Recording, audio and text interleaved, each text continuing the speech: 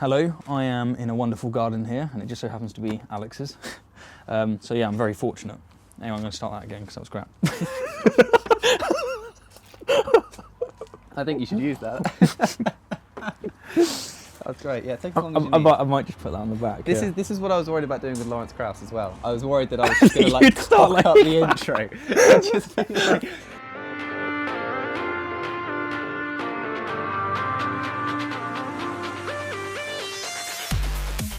So what follows is a fruitful and thought-provoking conversation with Alex O'Connor, otherwise known as Cosmic Skeptic, about free will, the fact that we don't have it and that it's an illusion, and how acknowledging this fact impacts everyday life.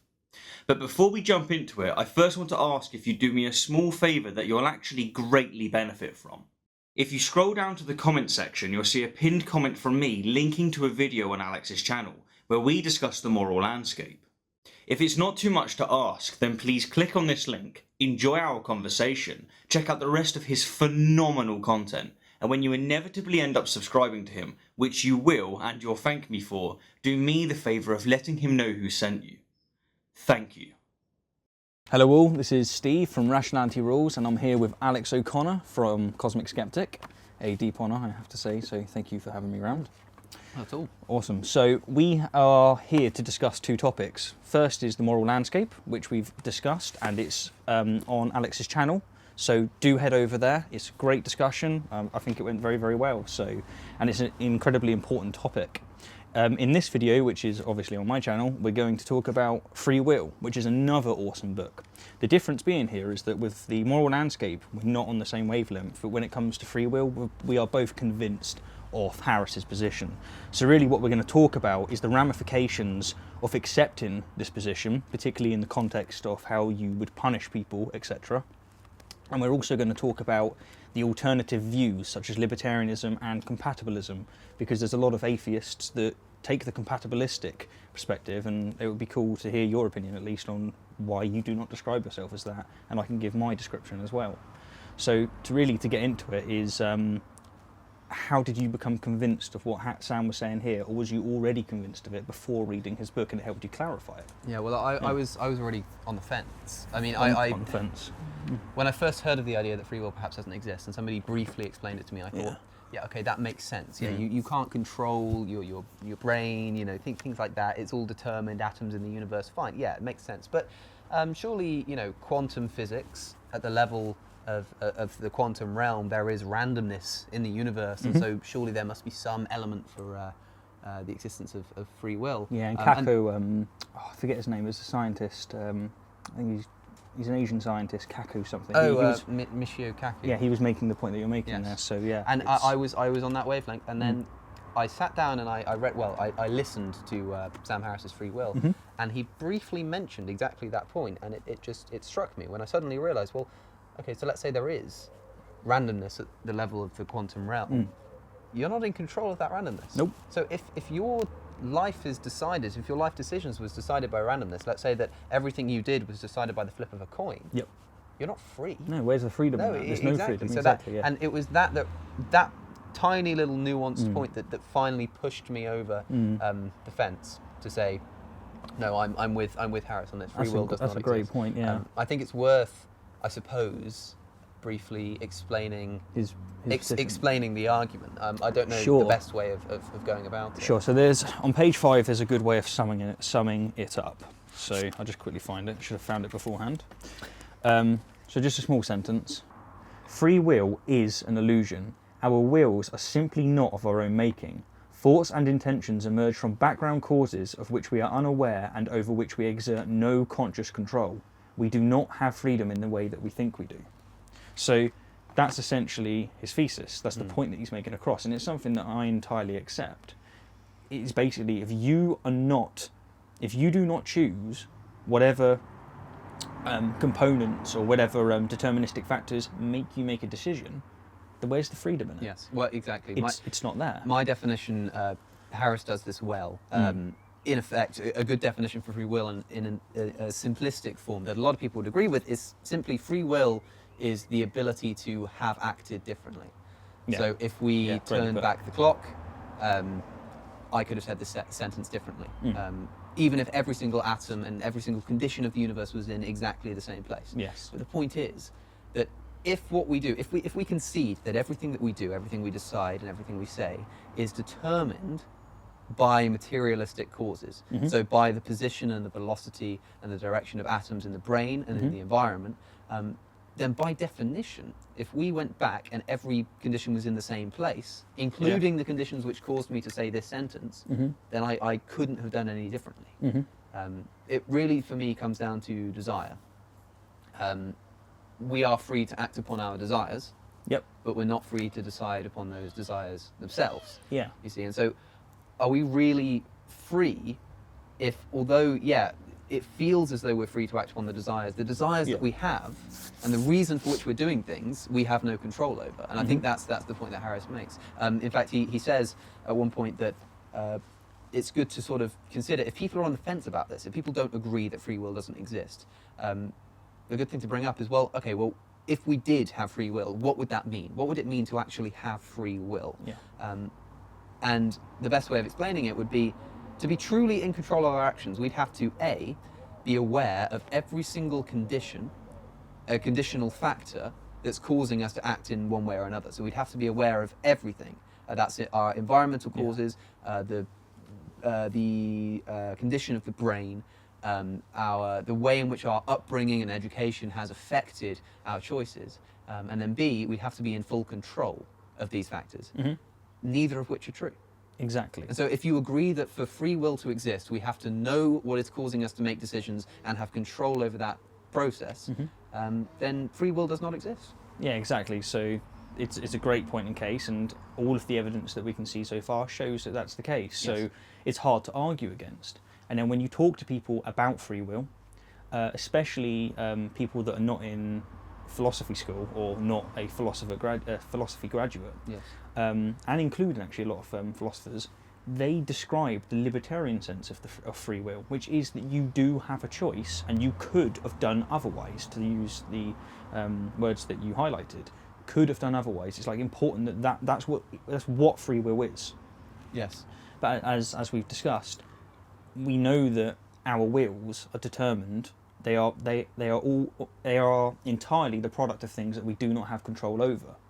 So essentially, me and you recognise these points, and so we now stand at a place where we say, yeah, there is no free will. Yes. So the interesting thing, really, from this point, is that if you accept that there's no free will, one, why did we have this conversation? Yes. But more interestingly, what's the moral ramifications of what are the not having, having free will, or recognising this fact? And the other thing is, how do we deal with the criticism from the compatibilist school and the libertarian school? It seems like with the libertarian, you just say you're just wrong. The evidence doesn't show that you're right. Yeah. Whereas compatibilism, there's an interesting discussion to be had, which is where I think that they make an equivocation fallacy. Yeah, it's bizarre almost. I can't understand the type of compatibilism that someone like Daniel Dennett puts forward, which is discussed again in the book. Harris disagrees with Dennett on this, and they've discussed it many times. At some points, they've got quite angry at each other. It's a very entertaining read, actually, some of the articles that they published. But I fall on Harris's side, because really, when you think about the two schools of thought, what you really have is determinism on one side, which says that everything that we do is determined by materialistic factors, and there's nothing else to it. And so everything is predetermined. Secondly, you have the libertarians, who say, no, this isn't the case, because there are things such as the soul, which can make truly free decisions. These are the two schools of thoughts, but then some people decide to come up with this idea of compatibilism, which is like taking the best of both worlds. And they'll say, okay, well, everything is determined, everything is materialistic. Yeah. Sorry, not everything's determined, everything is materialistic and caused by material measurable forces. Yeah. Yet somehow we retain freedom. And honestly, it's a position that I can't defend. I don't understand how you put these together without simply being ignorant of the full implications of determinism. Yeah. So, great point. I think that they redefine free will. I have a quote on here from a compatibilist website, which puts it very succinctly and greatly, I might add. So, compatibilists often define an instance of free will as one in which an agent had the freedom to act according to their own motivation. which is an interesting way of looking at it. Yes. So the first thing I think is that if that is the definition of free will, sure, I accept free will. But here's the problem. That's not the definition of free will. That's not the definition of free will according to everyone you speak to. It's not the definition of free will that has been for centuries and centuries. To me, yes, you can redefine it to mean this, but this is just as problematic and just as silly, in my mind at least, as redefining God to mean energy. Sorry, that word already carries big implications. It already means something. Yes. You're confusing the matter. Now, So, I don't know. yeah. I don't know if you might see some parallels between what you're saying here and what I was saying about the moral landscape in the video on my channel. I see, in yeah. the sense that it's almost like a redefinition, which I don't think is entirely justified. But your point, in effect, or the point of the quote that you made, is that free will exists because we have the freedom to act upon our desires. Yes. That's in effect what it's saying, but Yeah.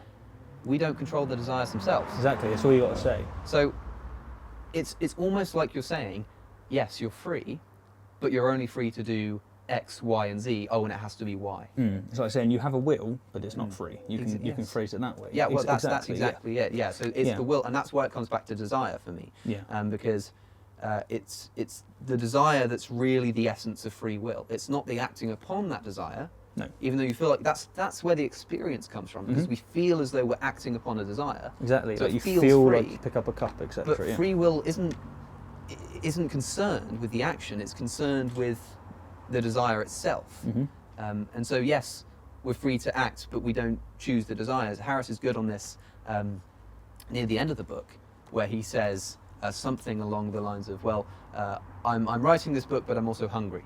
So I have a desire to eat, but I also have, but I'm negating that. I'm saying, okay, I'm ignoring that, and I'm freely choosing to ignore that desire in order to write. Yeah. And surely some people will say this is exercising free will, because in that sense, yeah, you didn't choose the desire, but you have control over whether to act according to that desire or not. But the only reason that he's decided to write instead is because he has a desire to write. Yeah. And why is it that the desire to write is stronger than the desire to eat? Who knows? And you can take both. Did he choose to want to eat? Did he choose to want to write? Exactly. And when the desire finally did overcome the other, when he finally decided, okay, now it's time to put down the book and eat, when one desire became stronger than the other, why did that happen? Did he choose for one desire to be stronger than the other? No, they just were, and so he acted accordingly.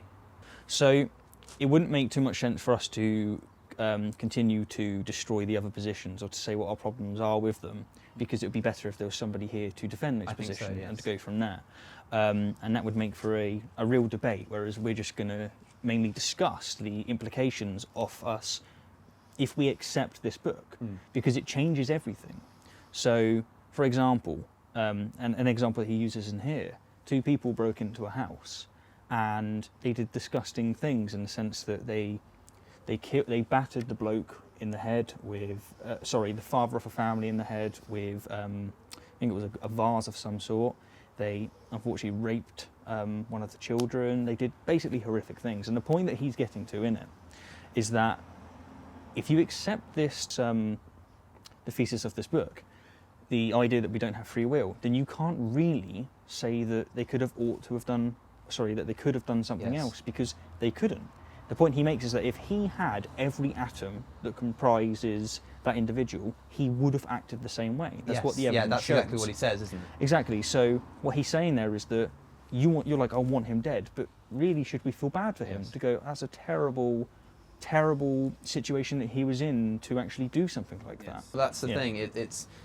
He's effectively saying, if I were that rapist, I would also have committed the rape. Yes. And suddenly that sounds horrific, but Yep. if you think about it, it's necessarily true, because if you were that person in the same state, with the same brain, the same upbringing, the same morals, the same everything, then yes, you would have acted exactly the same. And so I think the interesting implication is, does that not mean that, like you say, we should see people who commit heinous crimes, should we see them as victims? Because Exactly.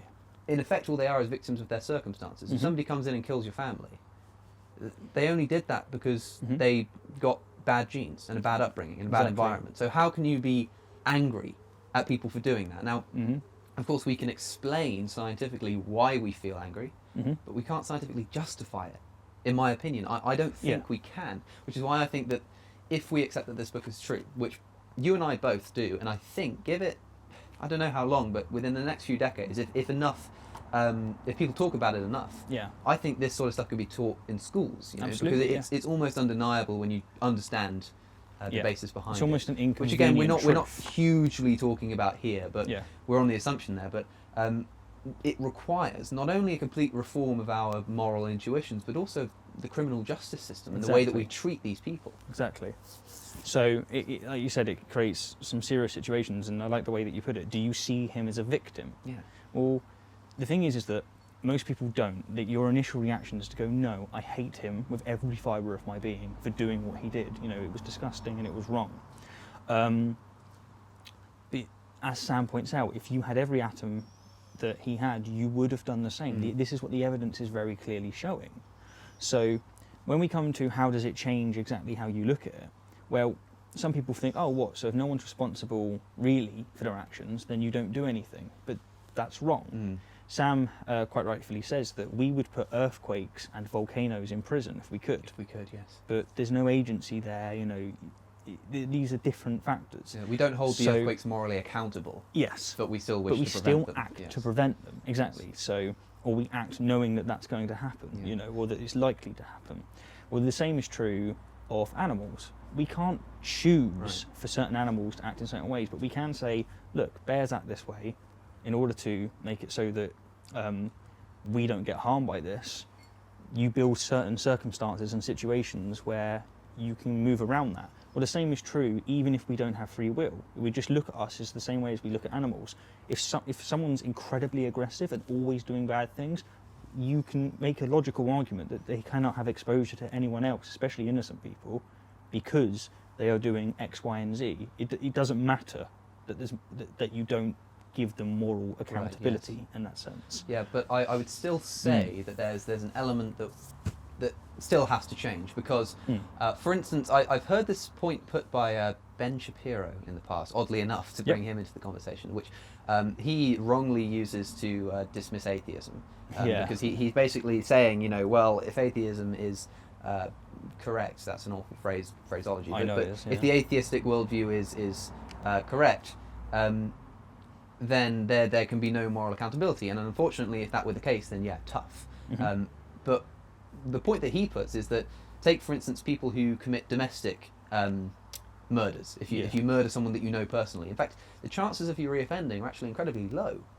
It's likely that you'll never kill another person, and yet we still would feel as though that person deserved to be thrown behind bars. Yes. So even in cases where we know that a person isn't going to reoffend and no longer poses a threat, we still feel the need to either throw that person in prison or ruin their reputation. Do you feel that that's justified in any way? Because I certainly don't. I don't. I don't think it's justified. And to give another example, if you've got one person that accidentally runs over another person, and you've got one person that deliberately murders somebody, it's not two actions that are exactly the same. We recognise this even with the concepts of free will which people and our justice systems currently have. And you can tell what somebody or something is going to do, or what he or she is likely to do, depending on the intentions that they had. So if you know that this clump of atoms here is intentionally hurting people, and this clump of atoms accidentally is hurting people, you can tell that this one needs to be contained because it's deliberately acting to do this, whereas this one doesn't. So, for instance, like the people who are pro-life, this is what I'm saying, pro-life and philosophically pro-death penalty, but not in practice. But with the death penalty, when you accept that free will doesn't exist, even philosophically, let alone politically, you can't defend it. You can't say that this person deserves death. You can say that maybe they deserve to be thrown into a jail, but who are we to say that they deserve extensive punishment or worse punishment than another person if our only goal is to prevent them from acting out again? How can we say that one person deserves more punishment than another? Yeah, so it's like punishment it's a peculiar kind of word when it comes to that, because different people mean different things by punishment, at least in my mind. But you're right, when it comes to saying that you do not have free will, you could not have chosen to do what you did, could not have chosen not to do what you did, then it does throw that into disarray, and it does make it hard to address. But you can still legitimately put arguments across as to why you should contain someone. Yes. So I would assume that if there's a case where somebody is absolutely going to cause destruction and mayhem, then you can make an argument of killing them. It basically becomes a utilitarian argument, doesn't it? To say you're trying essentially, you get it down into consequentialism. Yeah. That is kind of what it's based on. To be Yes. fair, that's a great point to raise. It is kind of it becomes a consequentialist, utilitarian state. For me, there are three levels. There are three layers to it. So if you're asking the question, why should we put people behind bars? In effect, why should we punish people? The first instinct to say is, well, it's preventative. So it stops them, like we've been saying now. It stops them from acting out again. If we put a mass murderer behind bars, they can't murder any more people. Great, fine. Okay, but what about people who are only going to commit one crime? What about people who are incredibly unlikely to reoffend? They just did this one crime. Well, you spend a bit of time thinking about it, and you get to the second sort of stage, which is deterrence. So you say, okay, fine. So we're not doing it for preventative terms, but we're doing it because it's going to deter other people from committing these crimes once. Yeah. So even though they're not going to reoffend, other people will, and if we put these people behind bars, it deters them from doing this. And this is the main thing, because in all cases of crime, it's going to be one or the other. Either the person is going to reoffend, or they will not. Which is why, for me, practically speaking, we should put people in prison. But there is a philosophical way in which I think we need to change. For instance, the point, I think I've put this to you before when we've discussed this. Take the example of a suicide bomber. Okay, so if this person did not choose to have that mental state, to have that ideology, to have that upbringing, to have been born into that culture, to walk into that building and blow up those people, who are we to say that that person is evil? Who are we to tarnish that person's reputation and say that person is deserving of no respect? Surely he's nothing more than a victim of his circumstance. Exactly, and then this is how it comes down to the words such as evil and retribution. Like, retribution, in my mind at least, is a primitive notion. Yes. It doesn't stand to reason, especially with this being true. Yes. And it's weird because people do accept that there are certain things that make it so that you're not responsible for your actions. Sam says an example of, if someone's got a brain tumour that's pressing on certain parts, I forget which parts he mentions, but it causes him to be aggressive and to do something that's bad. As soon as you know that fact, as soon as you know that there was a physical thing that made him act in a certain way, you instantly do not feel that retribution like you otherwise would. You instantly don't want to hold him as morally accountable as you otherwise would. Well, the science is clearly showing that it's all a tumour. Like, everything runs down to that level. And so you're right, it means that the way that we now look at situations where we go, right, he would have acted differently if he didn't have that brain tumour, that's essentially how we would have to look at all crimes, because we would just say he would have not been that way if he wasn't that way. Yes, yes. So it seems to be that you thought a lot about the results that this has, particularly on our justice system. Do you have any answers to it? Do you have ways in which you would say this ought to happen in light of these facts? Or... Well, for me, sounds almost cliche, but the answer is education, because, for instance, put it this way, you fully accepted a moment ago that a man who kills somebody's family is not morally accountable. Do you feel sorry for that man? Yes. But do you really? I mean, if somebody killed your family, would you feel sorry for them? If they killed my family, my emotions would overcome it. You wouldn't be able to do it. But if they killed someone else's family that I don't know, I can quite get around it. But the only way that you can get around it is because you need to, if you sit and really think about the practical or the philosophical implications of saying that free will does not exist. Okay, so for me, if we are going to attempt to change anything about the criminal justice system, or even the way that we view criminals, we absolutely have to get everybody on the same plane. We have to convince everybody of the premise of this book. We have to put it into the school curriculum. We have to make everybody understand the philosophical grounding for the practical implications. If people aren't in agreement that free will doesn't exist, then any practical implications that we can come up with, if I say, okay, free will doesn't exist, therefore we need to stop holding people morally accountable. If you don't think free will doesn't exist, then there's nothing we can do about that, because it seems we to be couldn't that needs to be the starting so point. we have to absolutely. So for me, people often ask, this is the first thing people ask, they say, what are the practical implications? For me, that's not the most important thing at the moment. The most important thing now is to convince people of the premise. Then it's only fair that we do that first, because otherwise we're not going to hear everybody's opinions. Because if we come up with the practical implications now, if we come up with a solution, and then we promote that solution at the same time as we're convincing people of free will, what we're doing is we're saying, here's a philosophy and here's what you should think about it. What I think we should first do is say, here's the philosophy, we're all on the same ground, then let's all have a discussion about what we should do about it, because otherwise it starts getting a bit elitist, and only the top philosophical circles who are ahead of the game on this are going to be laying the foundations for the practical arguments. That it seems almost unfair. But the problem is, and I hate to have to say it, because it always seems to come back to this, but I don't like to bring this in where it's not necessary, because atheists are often accused of doing this, but religion is, it stands in the way. Of course it is. You cannot be religious, believing in free will in the sense that they do, but also accept determinism and by extension the practical implications. No, that's completely the case.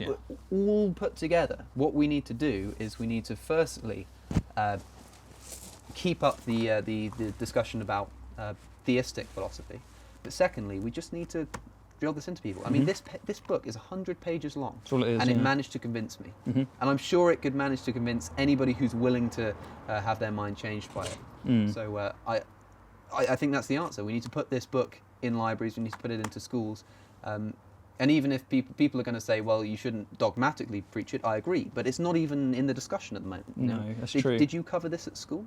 Absolutely not. I certainly didn't, but and that's we the thing, should like, if it's true and it really breaks down to all of our oughts and everything, then it really should be something that's taught. And it shouldn't just be in the philosophy class, it should be in the law class. Yes. You know, that's where I'd inject it. But I don't know about you, because no, I kind of almost would, got nothing. Well, no, I'd agree with you. I think that you do need to get people to accept that before you can start talking about answers in exactly how to do it.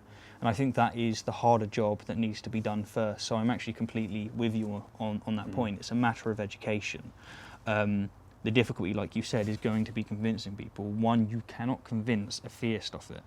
So if evolution was a problem for them to get their head round, because it means that they can't have their creation myths, etc., they can't have their religion and also think and also accept that free will does not exist as they've always defined it. Yes. So whether or not people will accept it, I'm not entirely sure. I almost think that you can't have religion, or you'd have to be in a state where religion doesn't exist before everybody accepts the facts, unfortunately, to put it this way, because it's not just an opinion.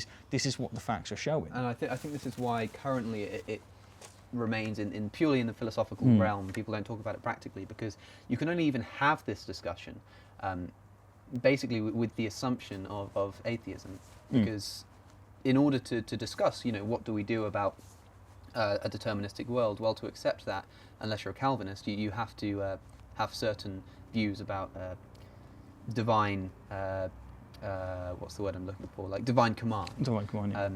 But for me, if you really pressed me, I would say that almost practically it doesn't matter as much as perhaps we think it does, because like I said, in terms of deterrence and in terms of prevention, these things are hardly going to be changed, because we still would put people behind bars for similar crimes for similar times, because we're trying to deter people and we're trying to prevent them from doing it again. But you would just take out envy. You would do it for logistical the reasons. The only difference is in the retribution side of things. So practically makes no difference. The only difference is the moral accountability. So it doesn't actually matter that much if people don't jump on our wavelength and the wavelength of Harris immediately, practically. It does pose problems in that perhaps we'd see it as wrong that people are viewing these people how they shouldn't, but that's not quite as bad as practically like immorally putting people behind bars. Agreed, yeah. So it's not perfect, but it seems to be the best that we've got. I don't think there's much that we can do about it. No, I'd agree with you on that. I mean, I don't know if it makes for a great conversation, but we seem to very much agree on pretty much the whole thing, and on the fact that we both don't have the answers, or say that we know the best processes in order to find the answers to how you deal with people after they've done certain things, crimes, Right. etc. But we do agree that the starting point is that you need to convince people, and you need to show people, educate people that this is the case, as all the evidence shows, and then move forward from there. Yeah, but there is the whole thing is based upon the assumption that free will doesn't exist, which we both agree on. But there was, I can't remember if I mentioned this earlier, but before I was convinced by this book, I was somewhat on the fence. And the reason I was on the fence was because I hadn't fully looked into it, but I'd thought in my head, what about quantum physics? Yes. Yeah. You see where I'm going with this, in the sense that there's the point to be made that a lot of people think that true randomness exists in the quantum realm. And if true randomness can exist, that means everything isn't determined. And so does that not leave some leeway for free will? And obviously I think we agree on this, but how would you respond to I that? think it does two things that are very important. First of all, you could legitimately say that determinism is false. The idea that all things are determined is false. Yes. But people would then think, as they've said, there are quantum fluctuations, or however they want to call it, therefore free will exists. Like that's the problem. Michio Kaku. Yeah, exactly. Perfect example. So, but that's the problem. It's not the case. So you might be able to say, okay, hard determinism, the idea that everything is determined, is, so far as the evidence currently shows, that is actually false when you get to the quantum level. But how does that give you free will? Exactly, yes. Like your will could either be the product, and it's probably both. It's the product of things that you didn't choose, and of pure randomness. Yeah. Neither of those give you free will. Yeah. So to me, it's like a red herring. Yes. It's a way of sort of avoiding the question. It's like, look, I experience free will. I don't like the idea that it doesn't exist. All the evidence points to it not existing. So, quantum physics, people don't know much about that. Maybe something lies in there that has my answer. Yeah, I'm just going to buy into that. But even if quantum physics did prove that there was randomness in the universe, like you say, it holds no bearing. It rebuts determinism. Sure, it rebuts determinism. But there's a reason why he doesn't use that word quite as often in the book. as I don't think he other uses friends. the word as in for himself. I reread half of it today, and I haven't read it once. And there's a reason for that. And it's because, as he put in the quote that I mentioned at the beginning, whether it's randomness or determinism, you don't get what we've always called free will. That doesn't matter. What matters is if you have control over it or not. Exactly. You have to have control over it, otherwise you just don't have free will. Yeah, and if I think he uses the analogy as well. I can't quite remember, but if you are somebody who thinks that maybe randomness does hold the answer, just imagine that I were to flip a coin to decide what you did. Yeah. So if it lands head, that's a good way of you say this thing. that, If it lands tails, you say this thing. That's not freedom in the slightest form. And obviously, this is on the macro scales, and it suddenly makes so much sense. Well, of course, if you roll a dice, and that determines, or a die, I get criticized for that a lot. Let's not get into it. That's not freedom. So to say that, there's randomness in the universe, sure, but it's not randomness you control. In fact, if you did control it, then it wouldn't be random. So I don't see how randomness answers the question at all. But I sympathise with it because that's what used to be my thought process. I didn't understand it. I didn't think about it. I just thought, well, that seems to make some sense. Maybe it lies in quantum physics. But even if randomness exists, we can't control it. So it's interesting that when you heard about those quantum claims, it's interesting that made you consider, actually, we do have free will. Because for me, immediately, it had no weight. Like, as soon as I heard it, I went, no, that still doesn't give you free will. I don't know what it would, but I think it really, all it attests to is the fact that I hadn't thought about it. Because I didn't hear about this from Sam Harris. I would have heard about this from people, just people who were parroting him or saying, they have this belief, but they weren't defending it or making the point. They just said, I don't believe in free will. I would have said, well, why not? They wouldn't have been able to make a case very well. I see, so I would have sort of kind of got what they were saying. And then my instant reaction might have been, if they'd have made the point, well, everything is determined, I would have then thought in my head, well, maybe everything isn't determined. What about quantum physics? Exactly. Your argument is and rebutted. it's very easy Yeah. to go, oh, so determinism is false, and you can't, and it's easy to In the equate. brain just You equate determinism with the idea of you not having free will, but really, when you actually look at it, no. It's weird because It doesn't quite I work hadn't like that. thought about it. It took so long before I actually sat down and listened to free will. You should have seen me because I make notes when I read or listen to books, and I was. I did not choose to write No, this. yeah, well, exactly. I wrote a post actually, and I opened my review of this book on my website by saying, I'm not responsible for writing this review. But you should have seen me. I was sat in my garden and I had the headphones on and I was writing, and it got to this bit where he briefly mentioned the quantum physics thing, and you should have seen my face. I'd stopped writing and my face was just like nothing you'd ever seen, because it was the moment that it clicked for me. Just that tiny little was a point. huge discovery. Yeah, for it just you. pushed me over, and I thought, how could I have been so silly? Like, why didn't I see that before? And that pushed me over the fence, and I was game, and I was just absolutely blown away, and it changes everything, like you say. I would almost describe, just to slightly go off topic, feelings like that, realizations like that, as religious. Yeah. I don't, because of the implication of the term, but how you describe religious. it's like you feel like experiences. euphoria, like you've just figured something out. Just as a side question, what other things when you discovered other things, have you had those feelings at all? Like for me, for example, realizing how natural selection works, huge. Yeah, completely changed me. Same And for also me. realizing that, in my opinion, morality is objective. Well, that's why I want to be convinced of this, because I love those moments. For it's me, an amazing moment. natural So- selection, it wasn't something. As I grew up, I was religious, but I wasn't surrounded by people who denied evolution. The topic didn't really come up. So when I learned evolution, I sort of just learned it as fact. So it wasn't like a revelation. But what was when I talked about evolution, people would often say, "Well, hang on. If evolution favors selfishness, the gene survival, then how can morality exist?" And I couldn't understand it. I did a bit of reading, read The Selfish Gene, a few books by Great Peter book. Singer, a bunch of books about morality and sociobiology. And I remember the moment it happened. I was on a bus and I was reading a book by Peter Singer, actually, called The Expanding Circle, and it was in a little footnote. I can't remember what the words were, but it just clicked. It just made it And click all for of you, a sudden, because the thing was, if morality did pose a problem to evolution, then that means that the whole theory of evolution would crumble because of this one. It only takes one thing wrong to make the whole thing crumble. That's the strength So of it. I was worried. So when I finally got that bit down, and I finally understood how morality can coexist with evolution, Exactly. it was just euphoric, like you say. It's such a great feeling. I had a recent feeling myself when it came to reading again Richard Dawkins, the what was the one about the gene? Selfish Gene. That's the one, the selfish gene.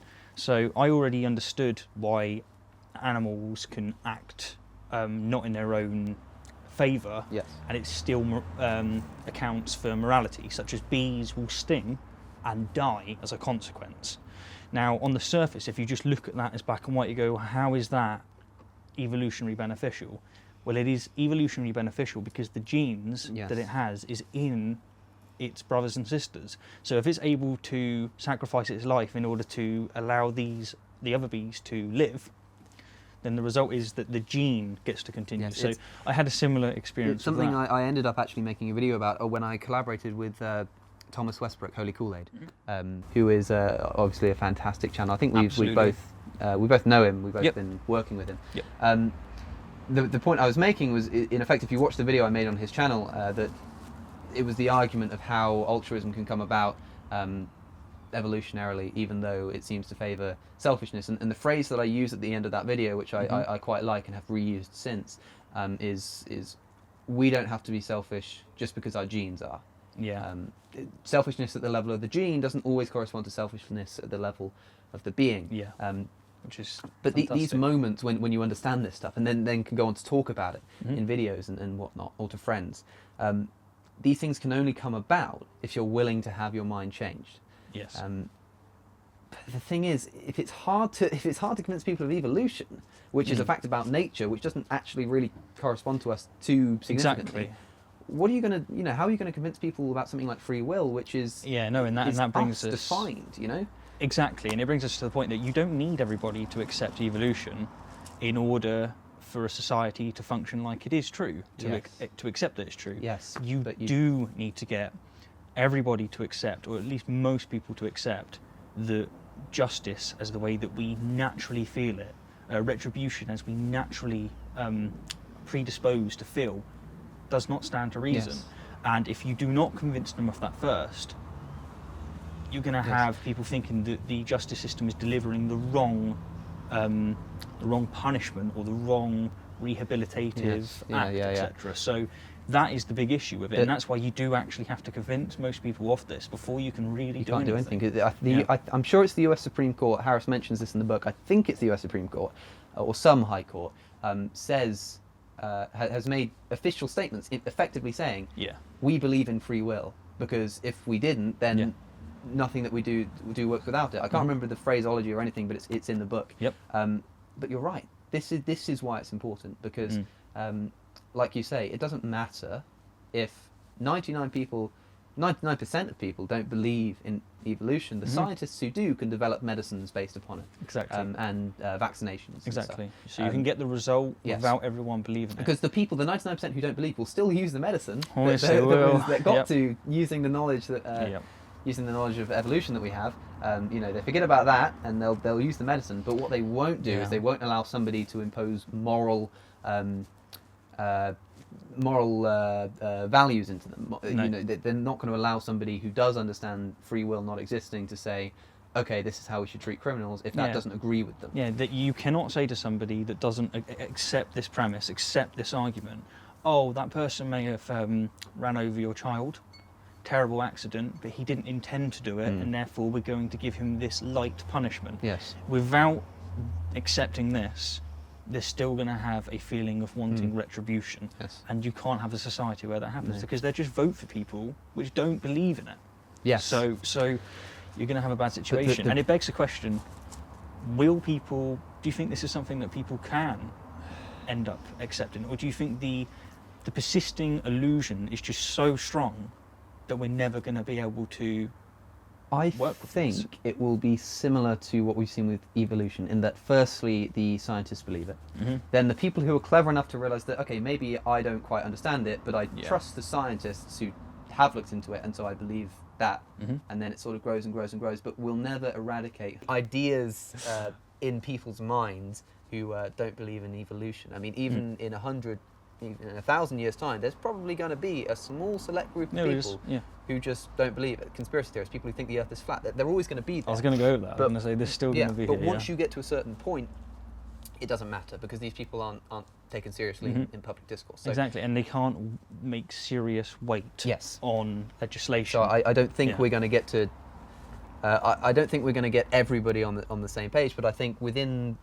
I'd like to say the next few decades, we'll have most people, if we put this on the curriculum, if we start making more noise about it, then I think within a few decades we could have it at the point where people in the government, legislators and judiciaries and anybody who has anything to do with imposing moral laws will have this groundwork, at least to consider, if not to implement. That's true. So it's possible. But and it reminds me of the strength that this has that evolution does, that does not. So we said that there's a strength that evolution has, and that is that not everybody has to accept it. Well, the strength that this has is that you can, within a sentence, pretty much make the argument. Yes, it's logical. You don't need to... And it's logically based. You don't need to understand how evidence works. You don't need to go, hey, look at this fossil, this is how we date it, this is this. You can just say, look at this logic. And if they accept, that's it. I mean, you can do that with evolution as well, to an extent, actually, logically. I have my ways, but you're right. Because it's logical, it's going to be easier to convince people, I think. But because it's so ingrained within us, it's going to be harder. So I think it almost balances out. But we have to go against human nature. Yes, which is hard. Difficult, to say the least. But I think the best way to get people on the same wavelength, I really think that this book is it's certainly the best convincing I've ever had. And so I think just more people I would recommend this book to. I mean, it's so short. It's such a short little book. Exactly. And yet it's changed everything that I think about moral accountability, which is why I think we're planning on We're going to give it away. Giving it so away. Essentially, you come up with the amazing hashtag, as it were. Oh yes. But yeah, if it's Cosmic Rationality, if you use this on Twitter, is that the right way to say it? Yes. Well, if you want to win this book, we're going to give away a copy of Free Will, as well as The Moral Landscape. If you want to see, we had a discussion about this book on my channel also. So we're giving away a copy of each. If you want to win them, one or the other, I mean, just follow us both on Twitter so we can contact you. And then if you tweeted us something pertaining to the conversation, if you want something entertaining, anything really, just but if you can make it some kind of reaction to this conversation, it will be even better. Use the hashtag Cosmic Rationality, which I don't think anybody else is going to be using. I wouldn't think so. And we'll go through and we'll find some tweets that we think are either interesting or funny or entertaining or something, and we'll send you a copy of this book free of charge. And I think that would be a great way to make our point that we do genuinely think that people should be reading this. Should be reading this. And I think exactly. When I give out books to patrons, I'm going to start recommending this more because it's such a it really has changed everything I think about. Well, yeah, to me, both these books here, I think they are to you, even though you don't accept fully this argument. Yes. They're both the most important, some of the most important books I've read. Well, they're the most important discussions, if they're not the most important books. Yeah, totally. Yeah, I agree with you there, and it kind of like ties into how I have such appreciation for Harris. Like, I think Harris will be remembered long after. Like, certainly myself, maybe probably yourself. I do. I think he's going to go down in the record as, like most fantastic thinkers, they say something that their culture does not accept. Yes. And hundreds of years later, they come back and go, he was right. You know what? So I do. And you might be right. He's the only person, really, in the sphere of things that I'm quite confident to say that I do think. You really think so? I honestly do. I do think. Wow. I think he's single-handedly one of the most brilliant people alive, and probably of all time. I know it says a lot, but it's just the way I feel about him. I've got to say, even like I say, though I disagree with a lot of what's in The Moral Landscape, I still think it's a fantastic piece of academic work, and I think even if I disagree with it, it's a very good argument. And exactly. And talking of the disagreements that we have in this book, if you click the link that I'm going to put up on screen, you'll head over to a disagreement, essentially, that we have over it, and you can see why I defend it and why you have objections against it. Different conversation to this, rather than us both agreeing, there are disagreements in there, so it's quite interesting. So hit that link and see us over there. That'd be awesome. I guess that's it.